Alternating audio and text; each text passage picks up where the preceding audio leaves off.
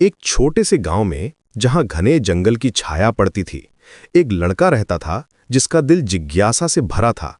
गांव वाले उसे हमेशा चेतावनी देते थे कि जंगल में मत जाया करो, वहां जंगली हाथी रहते हैं। लेकिन ये लड़का डरने वालों में से नहीं था, वो सिर्फ जिज्ञासु था। हर सुबह स्कूल जाते समय वो जंगल के रास्ते से ही गुजरता था, क्योंकि वहां की हरियाली और पंछियों की आवाजें उसे बहुत अच्छी लगती थीं। एक दिन जब वो अपने रोजाना के रास्ते से जा रहा था, तो उसे कुछ अजीब सी आवाज सुनाई दी। ये कोई पंछी की आवाज नहीं थी, बल्कि किसी बड़े जानवर के दर्द की आवाज थी।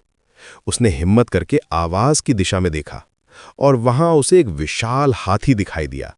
हाथी जख्मी था और दर्द से कराह रहा था। उसका एक पैर जमीन पर रखा हुआ था और उसमें एक बड़ा कांटा धंसा हुआ था। पहले तो लड़का डर गया, लेकिन फिर उसने देखा कि हाथी उसे कोई नुकसान नहीं पहुंचाना चाहता, बल्कि वो तो बस दर्द से परेशान था। थोड़ी हिम्मत जुटाकर वो पास गया और धीरे धीरे कांटा निकाल दिया। हाथी ने गहरी सांस ली और अपनी आंखों से जैसे शुक्रिया कहा। फिर वो धीरे धीरे जंगल की गहराई में चला गया। कुछ हफ्ते बाद एक दिन लड़का फिर से उसी रास्ते से जा रहा था। अचानक उसका पैर किसी चीज में फंस गया। ये एक शिकारी का जाल था जो जमीन पर छुपा कर रखा गया था। जितना वो निकलने की कोशिश करता, जाल उतना ही कसता जाता। वो जोर जोर से चिल्लाने लगा, लेकिन गांव बहुत दूर था और कोई उसकी आवाज नहीं सुन सकता था। तभी जंगल कांप उठा। भारी कदमों की आवाज आ रही थी। वही हाथी दौड़ता हुआ आया जिसकी मदद उसने की थी।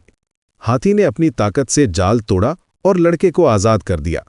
लड़का हैरान था कि हाथी ने उसकी आवाज पहचान ली थी और उसकी मदद के लिए आया था। एनएमआर, ये कहानी हमें एक बहुत ही खूबसूरत सबक सिखाती है। दया कभी व्यर्थ नहीं जाती। जो मदद बिना स्वार्थ की जाती है, वो एक दिन जरूर लौट कर आती है।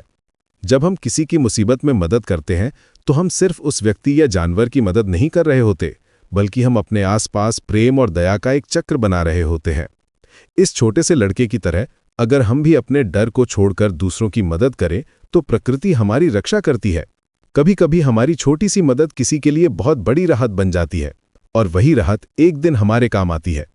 ये कहानी हमें याद दिलाती है कि दुनिया में अच्छाई अभी भी मौजूद है, और जब हम अच्छाई करते हैं तो वो हमारे पास वापस आती है।